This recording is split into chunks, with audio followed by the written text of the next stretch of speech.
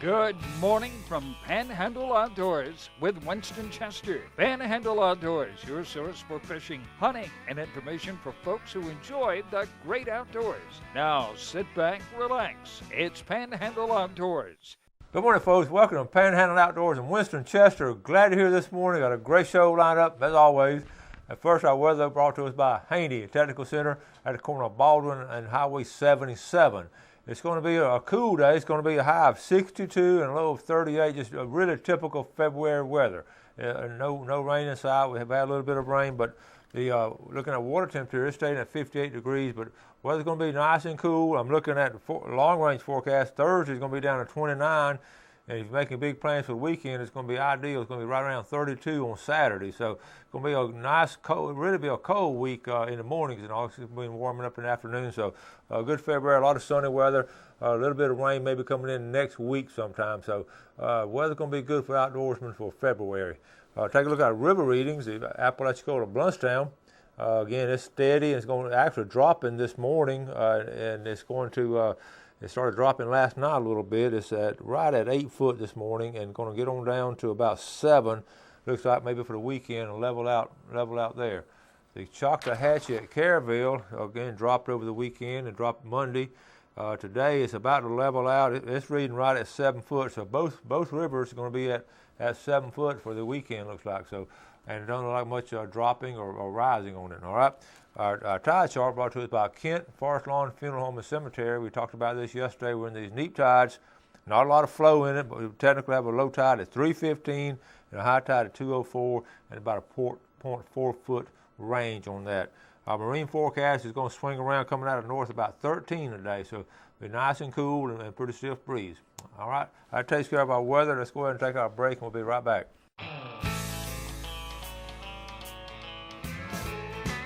Okay, welcome back. Glad you're with us this morning. Speaking of last Friday morning, now we had cable out on some of our viewers. I appreciate it. I got a text during the show. We got some emails and phone calls, and that was just one of our. I think it was actually DirecTV, but we go through Mediacom, WOW, and Dish and everything, and it wasn't a problem here at Fox 28. It was your distributor. So we can't help that, but we appreciate you letting us know about it. We let them know about it, and everything should be all well. But anytime something like that happens, you let us know, and we'll get it straightened out. Okay? Let's look at some pictures. Looking at this first picture, hunting season's about to wind down now. This is Chris Maynard from Lynn Haven on a nice 7-point. Good job, Chris. We're going to start getting fewer and fewer of these pictures, but we got some really nice ones this week. Right now, you want to see a 10. We don't see a lot of 10-point bucks, and this one right here, this is really nice. This is Cade Hawkins, the dad David Hawkins. Look at the thickness of that. These are local bucks. Now you can look at the pine trees and all.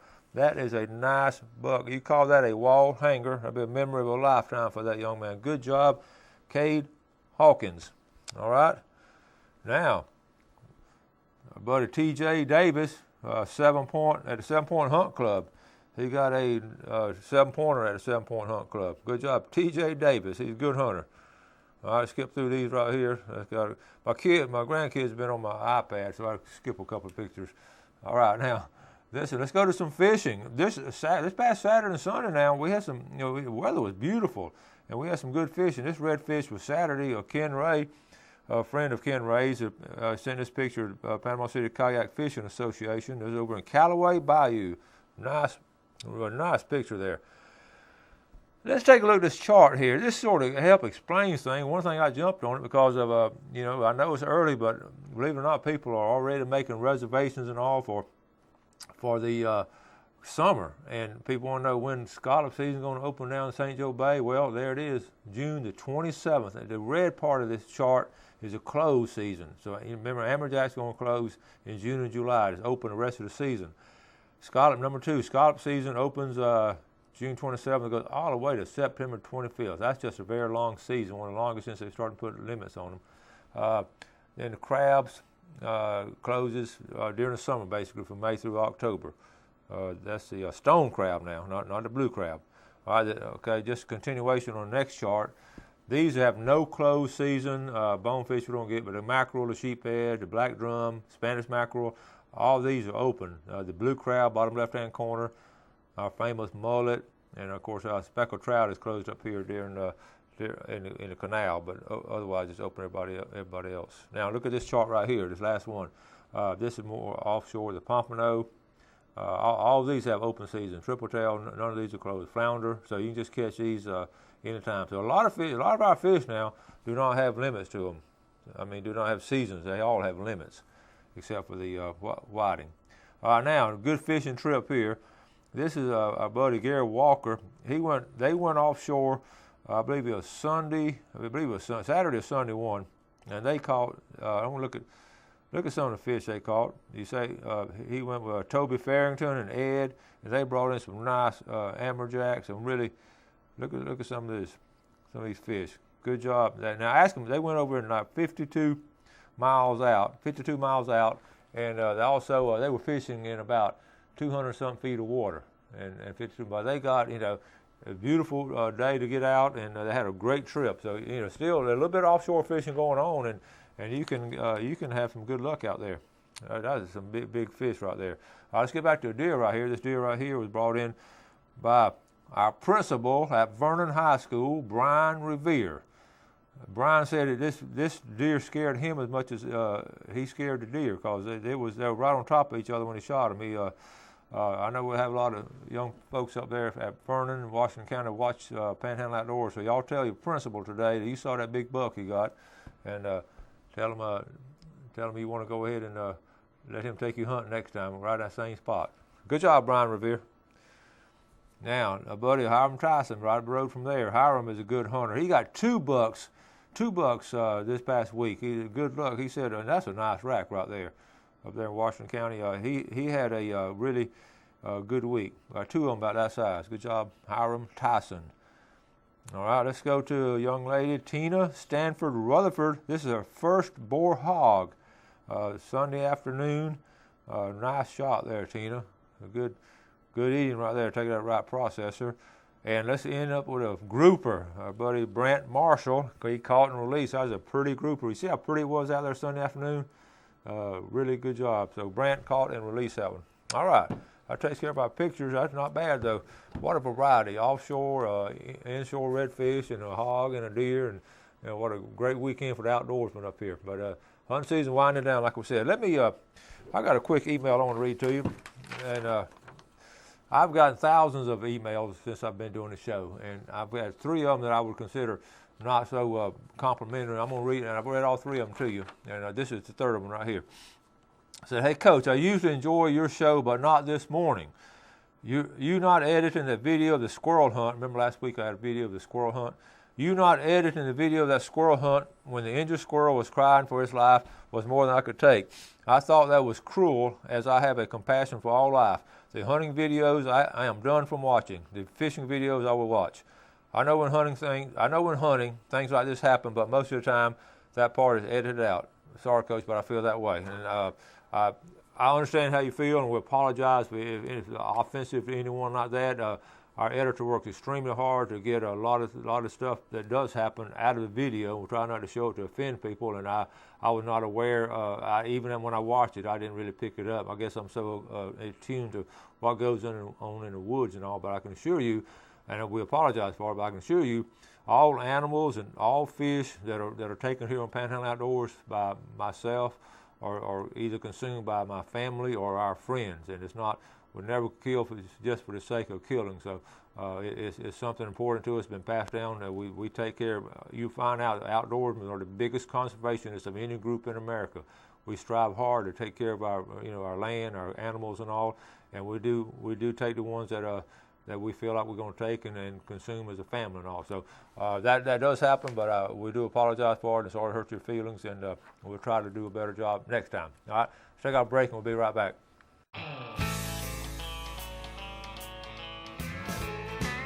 Okay, welcome back. Two things now before we get in our video. Number one, guys, don't forget Saturday is Valentine's Day. So you need to go ahead and make sure, I know a lot of you have already gotten stuff for it, make sure you really take care of your sweetheart, your sister, your daughters, your moms, and all females in your life. That's what I do. I cover the whole gamut, and we just, grandkids and all, so make sure you're doing that.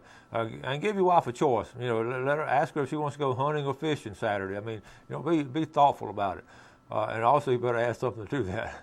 Okay, the second thing tonight will be the inshore clinic with Mark and Michael Cowart out there at Treasure Island Marina. Starts at 5:30. You don't want to miss it. I'm looking forward to it.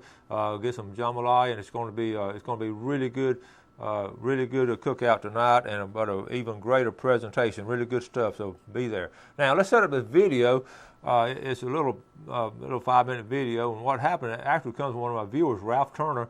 And we ran into each other. Ralph's watched the show forever. Lives up there off Deer Point Lake, and we were talking about history in general, and we talking about waterfront history here, and then we also have a strong history in the woodlands and all. And we're talking about turpentine industry, and he asked me about catfish. I'll cover all this in the video, but I just want to let you know what this is about. And he actually brought one by the house, and so let's watch it. I'm going to give a little bit of history on the catfish in the turpentine industry, and I think you'll enjoy it. So let's go ahead and watch this. We've talked a lot about our heritage here on our show, and we're very proud of our heritage. Of course, right down here on the waterfront, it's centered around the old fishermen and the old boats and everything that went along in there. But also, we have a strong heritage up on the inland area, South Alabama, South Georgia, and a lot of the timber business and all. And my dad, when I was growing up, my dad would take us walking through the woods and all of a sudden he'd say, "Look at that catfish," and we'd look over and all I'd see would be a dead tree. I was a young kid at that time, and we'd walk a little bit further. There was another catfish, and he'd chuckle, and finally he explained to my brother and I what he was talking about. The catfish was a cutting on some old wood, on an old piece of timber. So to give you the history on it, it started back the longleaf pine industry. Of course, all we had in 1800s were wooden boats across America, and the boats were important because of the War of 1812 and all that we had to patrol our waterfront. So the wooden boats were very important to not just the protection of our country, but of the industry itself and shipping items across the ocean. So repairing those wooden boats was important. So what they found was a turpentine in the pine tree, and longleaf pine was just so important. It was sticky. It would plug the holes. It would seal the cracks in the leaky boats and all. So it was called the naval stores industry. And a lot of times you see pictures along a dock, you see big old wooden barrels, and it would be full of what we call turpentine. It's been called different names, but locally we always call it turpentine. And what the catfish comes from, these guys would walk through the woods and find a big old longleaf pine tree, and they would take a big old, like a machete, and they would cut it. And notice what they would do, they would cut it at an angle. They'd cut really deep right here and cut really deep right here. And cut it all the way down. Just kept cutting it. Cut all the way down to the bottom. And at the bottom of the tree, they would have usually a little clay pot to collect the sap that would be running down the tree. It would run down into here, and this piece is sort of broken off, so it would run down into here, and guys would walk by about every week or so, or different times, and take this and pour it in a container that went with them. And they'd make a big old circuit through the woods.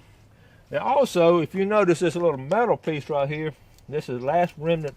They had little metal plates, just like this, at an angle, embedded in here. So the sap would run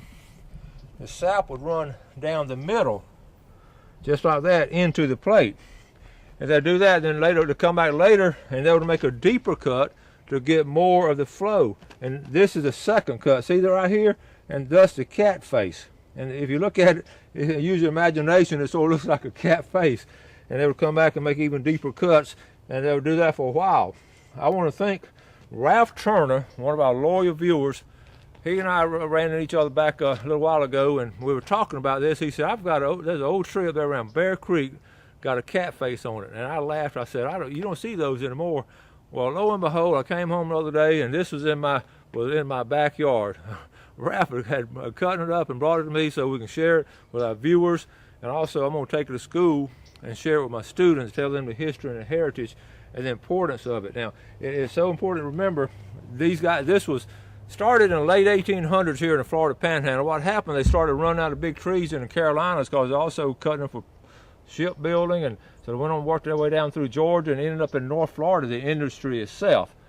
And they would have like labor camps. Sometimes they would use prisoners to do this. But they didn't get the people that did it for a living. They didn't make a lot of money. Usually they're working for the company store and just get paid a little bit for the company store. Really hard work. They'd drop them off. Dad told me they would drop them off this was like in the 1920s and 30s, at a point here, and they'd have a big old pot with them, and they'd all day long have a little sandwich or some kind of stuff with them. They'd walk through the woods and go to these different trees and collect this sap, pour it in a container, and walk another half mile or so, just collect it all along through. And late in the afternoon, they'd get picked back up on the old dirt road and go back to the camp and get some sleep, get back up next morning and do it again. Hard work, really hard work. But this is so important at that point in time to our shipping industry, was to have this kind of material. Also, I'm going to turn this around the back side of it. Look at this. This is also called fat lighter. And you can see we get splinters and all this great lighter. If I wasn't going to use this for display, I'd be cutting it in pieces and making some fires with it during the winter time. But this is what people get, those stumps and all. And all kind of chemicals are in that. And they use it for paints and all kind of stuff as an industry. And that's a story on the old cat face. So if you ever heard that term among people in the woods and all, that's come from an old tree. And if you find one, let me know. I think it's just fascinating that part of our history and heritage is still around, but not much of it. You can see here where some of the rosin is hardened. And of course, they did use it for baseball rosin bags. That's where it came from, right here. A woodpecker hole too. And that's part of our heritage and history along the Florida Panhandle.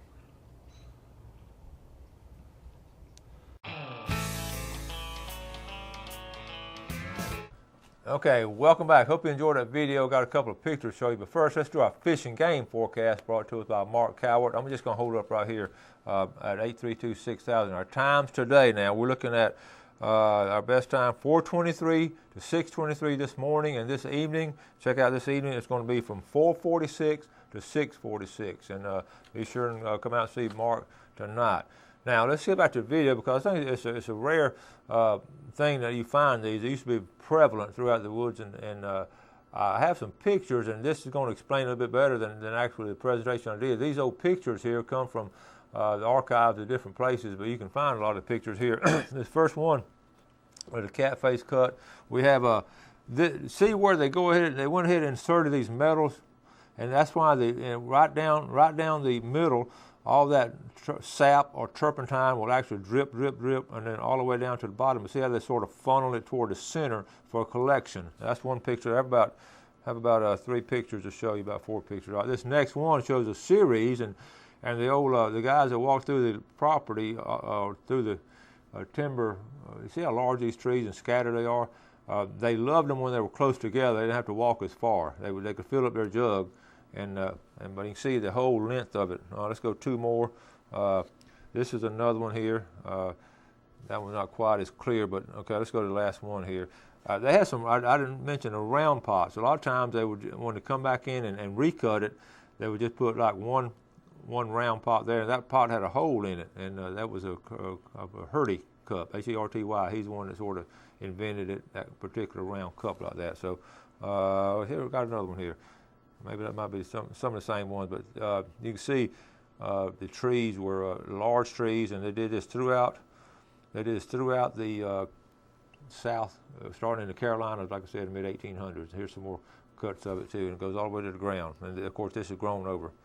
Okay, I'll go on and on, but okay, here they are. You see them dumping it in. They had a ladle also. They did, and that's how they started right there. Anyway. Okay, that's good. Turpentine camps is what they were called. Okay, now let's talk. Got a couple minutes left. I want to thank you for the good emails. We got on Michael Hawley's show on Friday morning. Got some really nice correspondence on that. And when Jeff put it on YouTube later on that night, I got an email from a high school friend of mine.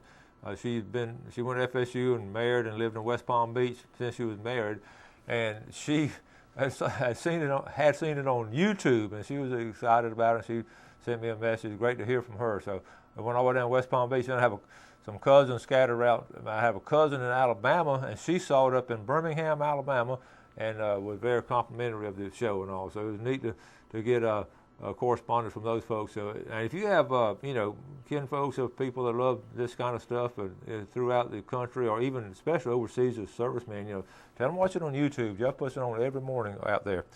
Okay, now we're going to talk about hunting season winding down. I was thinking driving in this morning, and I'm sort of wrapping up my hunting season. We still have a little bit more time left, and some of y'all are obviously by the picture still doing real well and still have some good hunting ahead of you. But I was thinking, as you look back on big bucks and their activity, I've deer hunted most of my life, and some years I've hunted them hard, some years I've slacked off, but some of the same prevalent ideas that I learned as a young person in the woods are still dominate the deer hunting scene. And one of the big things I'm talking about, when you really pursuing these large bucks, these wall hangers, and you know, bottom line, they're going to be well hid. And I look back on some of the pictures taken sent to us, and the ones that have been taken have been like that one up in Alabama, out of Hurtsboro, Alabama, that big old 9-point that they got on that morning. It was right there in the thickest part of the woods, in low land, very well protected, and they just flat won't come out until it's some kind of rut season, or they take a chance there. And that's when most of them are taken, when they're moving during the rut.